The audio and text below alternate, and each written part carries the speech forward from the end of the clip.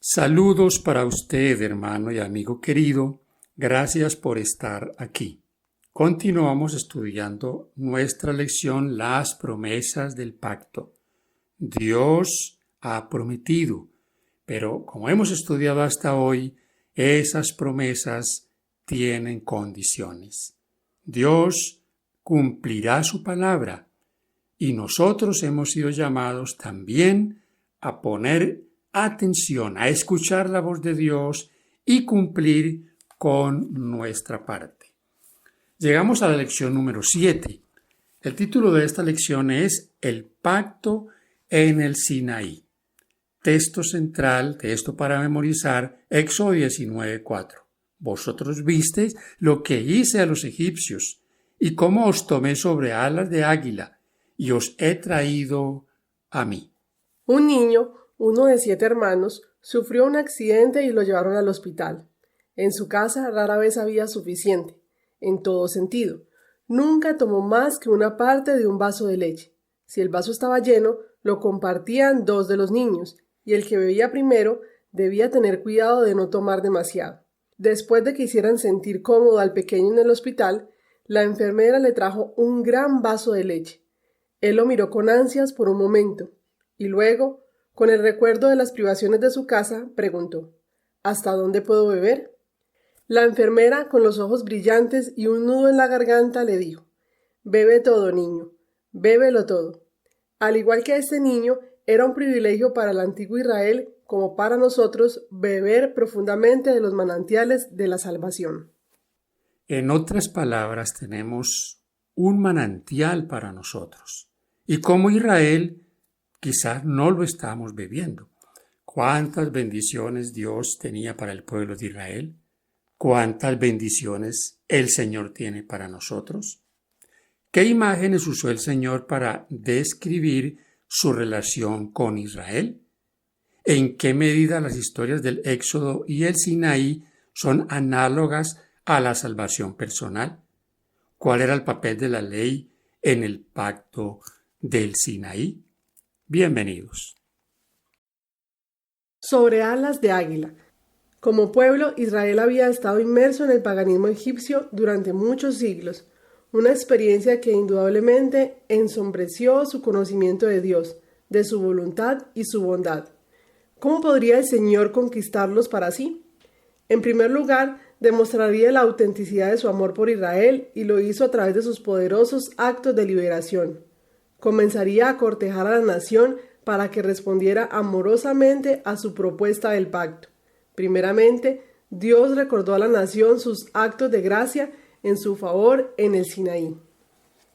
Y esta es una situación que la vivimos hoy nosotros individualmente. Si Israel se ha contaminado en Egipto, hoy el ser humano se ha contaminado en el mundo, en ese Egipto espiritual. ¿Cuántas cosas ha aprendido allá? Cuando Dios lo llama, ¿de cuántas cosas Él le pide que debe olvidarse? ¿Volver a reiniciar? Así salió Israel de Egipto, en una condición que le separaba de Dios. Mis hermanos y amigos, Dios ilustra en la salida de Israel de Egipto como sobre alas de águila. ¿Qué es lo que quiere el Señor enseñar? ¿Qué ilustra allí? El águila es un ave con características especiales con sus hijos, con sus pichones. Les enseñan a volar, hacen todo lo posible para que ellos sean fuertes y puedan tomar también las iniciativas. ¿Hace Dios todo con nosotros? El Señor, al ilustrar esto como alas de águila, no solo ilustra la rapidez, sino la bondad y el cuidado para con su pueblo. El águila era famosa por su inusual apego a sus aguiluchos. También vivía en la cima de las montañas. Al enseñar a volar a sus polluelos, los cargaba sobre su lomo a esas grandes alturas que dominan las llanuras del Sinaí, y luego los dejaba caer a las profundidades. Si la cría todavía era demasiado pequeña y estaba demasiado desconcertada para volar, el águila padre se lanzaba por debajo de ella, la atrapaba sobre su espalda y volvía a volar con ella hacia el nido en los riscos de arriba. Y así es como te saqué de Egipto para mí, dice la voz divina. Deuteronomio 32, 10 al 12 dice: Le halló en tierra de desierto y en yermo de horrible soledad. Lo trajo alrededor, lo instruyó, lo guardó como la niña de su ojo, como el águila que excita su nidada, revolotea sobre sus pollos, extiende sus alas, los toma, los lleva sobre sus plumas. Jehová solo le guió, y con él no hubo Dios extraño. Contrasta el interés de Dios por nosotros con el interés que demostramos unos por otros. La preocupación que Dios tiene por nosotros, ¿cómo debería afectar nuestra preocupación por los demás? Interesante reflexión. Llegamos a la parte para el día lunes, el diseño de la salvación. Éxodo 6, 6 y 7. Por tanto dirás a los hijos de Israel: Yo soy Jehová, y yo sacaré de debajo de las tareas pesadas de Egipto, y os libraré de su servidumbre, y os redimiré con brazo extendido, y con juicios grandes, y os tomaré por mi pueblo, y seré vuestro Dios, y vosotros sabréis que yo soy Jehová, vuestro Dios, que os sacó de debajo de las tareas pesadas de Egipto. Este pasaje nos muestra claramente el diseño de la salvación, el mismo diseño que tenemos hoy, por gracia. Claramente nos presenta a Dios obrando: yo soy Jehová, yo os sacaré, yo os redimiré. ¿Cómo ellos iban a salvar por sí mismos o porque hiciesen obras o guardaran la ley? Esta es una consideración que falta a la verdad. El diseño que Dios ha dado es el mismo diseño para nosotros hoy, y lo dio desde que el hombre se apartó de su camino. Marcos 10:45 dice: Porque el Hijo del Hombre no vino para ser servido, sino para servir, el que se dio en rescate por todos. En Éxodo 3:8, Dios dice que ha descendido para rescatar a Israel. Este es un verbo hebreo común para la interacción de Dios con la humanidad. Dios está en el cielo y nosotros en la tierra, y solo cuando Dios desciende a la tierra puede redimirnos. En la acepción más auténtica de la idea, solo cuando Jesús descendió, vivió, sufrió, murió y resucitó por nosotros, fuimos redimidos, y aquel verbo fue hecho carne y habitó entre nosotros. Juan 1:14. Es otra forma de decir que Dios descendió para salvarnos. El pacto del Sinaí. Este pacto juega un papel vital en el plan de salvación. Es el cuarto pacto que se menciona en la Biblia. Lo antecede los de Adán, Noé y Abraham. Y en él Dios se revela más plenamente que antes, especialmente cuando se establece todo el ritual del santuario. Por lo tanto, el santuario se convierte en el medio por el que muestra al pueblo el plan de salvación que debía revelar al mundo. Aunque el Señor había redimido a Israel de la esclavitud en Egipto, quería que entendieran que la redención tenía un significado mayor y más relevante que la mera libertad de la esclavitud física. Quería redimirlos del pecado, la principal esclavitud, y esto solo podía suceder a través del sacrificio del Mesías, como lo enseñan los tipos y los símbolos del servicio del santuario. Por ende, no es de extrañar que poco después de que fueran redimidos de la servidumbre y se les diera la ley, se instruyera a los israelitas para que restablecieran el servicio del santuario, porque en él Dios les reveló el plan de redención, que es el verdadero significado y propósito del pacto, porque el pacto no es más que un pacto de salvación que el Señor ofrece a la humanidad caída. Eso es lo que fue en el Edén y eso es lo que fue en el Sinaí. Veamos ahora la secuencia de los acontecimientos en los eventos con el pueblo de Israel. Primero, la llegada y el campamento de Israel en el Sinaí, después de que el Señor lo libró. Éxodo 19, 1 y 2. Segundo, la propuesta de Dios de un pacto con Israel. Éxodo 19, 3 al 6. Tercero, la respuesta de aceptación del pacto por parte de Israel. Éxodo 19, 7 y 8. Preparativos como punto 4 para recibir el pacto formalmente. Quinto, proclamación de los 10 mandamientos. Éxodo 21 al 17. Sexto, Moisés como mediador del pacto. Éxodo 20, 18 al 21. Séptimo, se detallan los principios del pacto. Éxodo 20, 22 y 23, 22. Y octavo, ratificación del pacto. Éxodo 24, 1 al 18. Resalto de estos puntos el punto número 4. Preparativos para recibir el pacto formalmente. Si usted lee detenidamente Éxodo 19, encontrará allí todos los preparativos. El pueblo hubo de purificarse, de abstenerse de acercarse al monte. Hubieron truenos, relámpagos, y Dios bajó sobre la montaña. ¿Por qué le hago este comentario a este punto? Pensemos por un momento. Todos estos preparativos que Dios hizo para proclamar su ley en el monte Sinaí, con manifestaciones de su poder, con cosas sobrenaturales que aún el pueblo hizo temer por su vida, para luego dejar la ley a un lado, para que eso que hoy se predica por todo lado, que ya no hay que guardar ninguna ley porque estamos bajo la gracia. Amigo y hermano querido, bajo la gracia siempre hemos estado.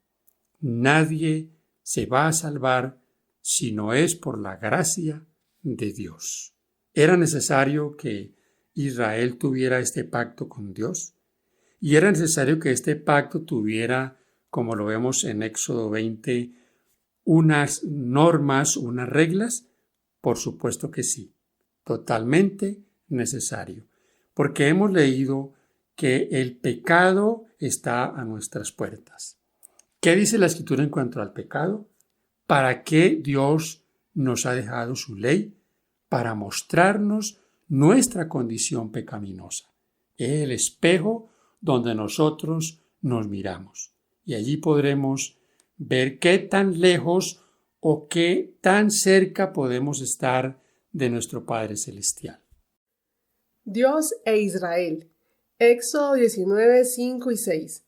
Ahora, pues, si diereis oído a mi voz y guardareis mi pacto, vosotros seréis mi especial tesoro sobre todos los pueblos, porque mía es toda la tierra, y vosotros me seréis un reino de sacerdotes y gente santa. Estas son las palabras que dirás a los hijos de Israel.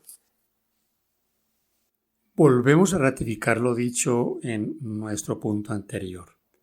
Pero aquí lo confirmamos con algo que es totalmente fundamental en el plan de salvación. Leo este pensamiento del Camino a Cristo. En la página 91 y 92 dice: no ganamos la salvación por nuestra obediencia, porque la salvación es un don gratuito de Dios que se recibe por fe. Pero la obediencia es el fruto de la fe. ¿Se salvaría Israel por obedecer o debían tener fe? Por supuesto que ellos debían tener fe. Lo que no tuvieron fue fe. Sabían de la ley, aceptaron la ley, aceptaron los mandatos de Dios, pero no estaban acompañados por la fe.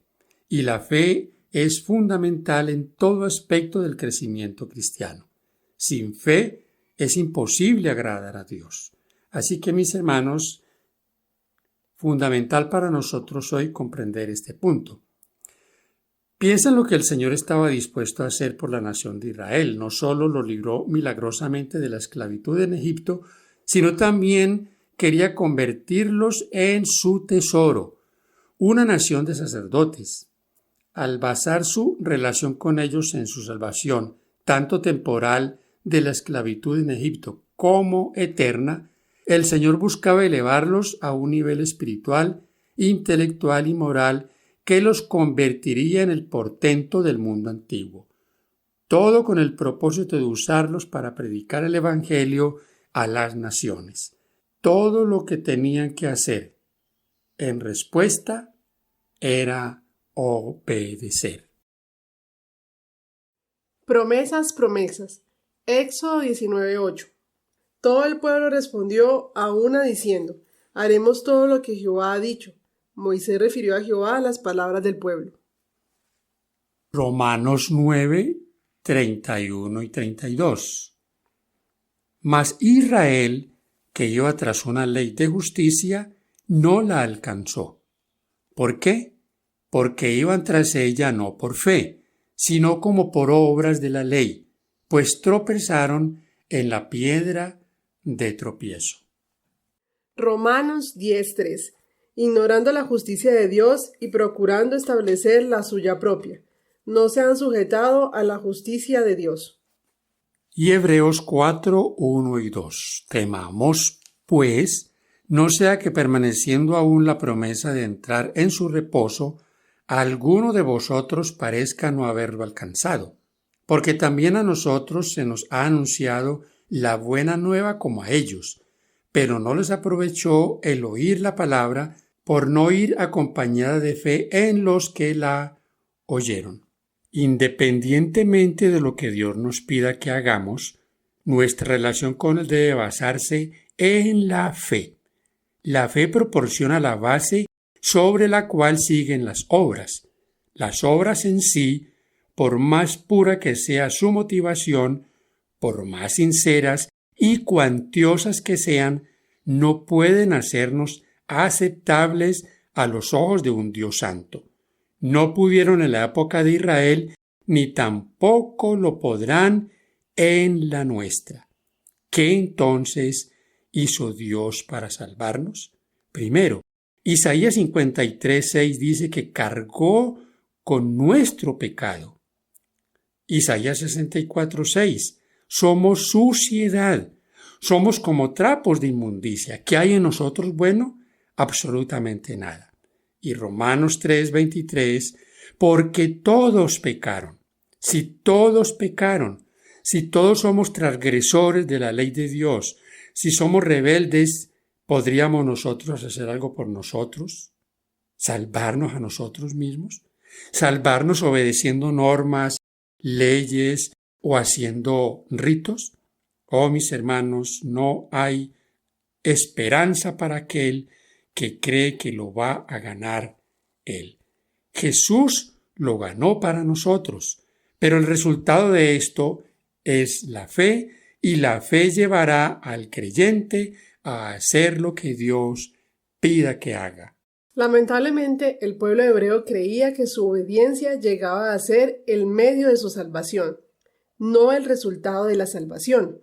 Buscaban justificación en su obediencia a la ley, no en la justicia de Dios, que viene por la fe.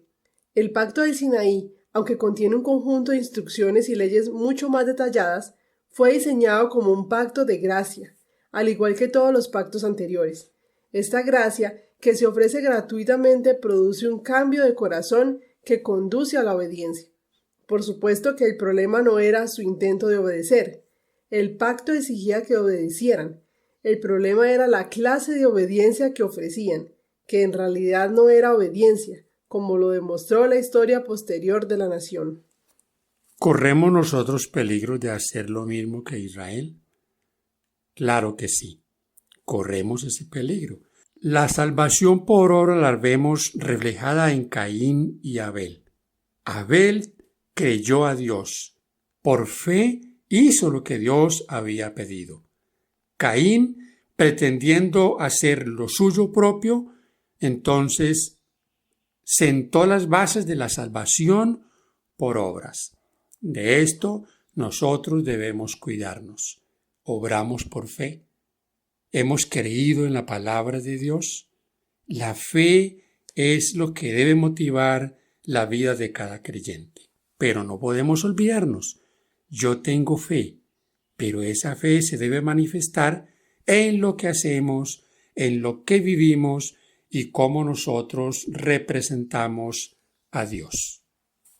El espíritu de servidumbre se engendra cuando se procura vivir de acuerdo con una religión legal, mediante esfuerzos para cumplir las demandas de la ley por nuestra propia fuerza. Solo hay esperanza para nosotros cuando nos ponemos bajo el pacto hecho con Abraham, que es el pacto de gracia por la fe en Cristo Jesús. El evangelio predicado a Abraham, por medio del cual tuvo esperanza, es el mismo evangelio que nos es predicado a nosotros hoy, mediante el cual tenemos esperanza. Abraham contempló a Jesús, quien es el autor y consumador de nuestra fe. Comentario Bíblico Adventista, tomo 6, página 1077. Gracias, hermanos, por acompañarnos en el repaso de esta lección y que los temas estudiados puedan servirnos para nuestro crecimiento espiritual. Bendiciones.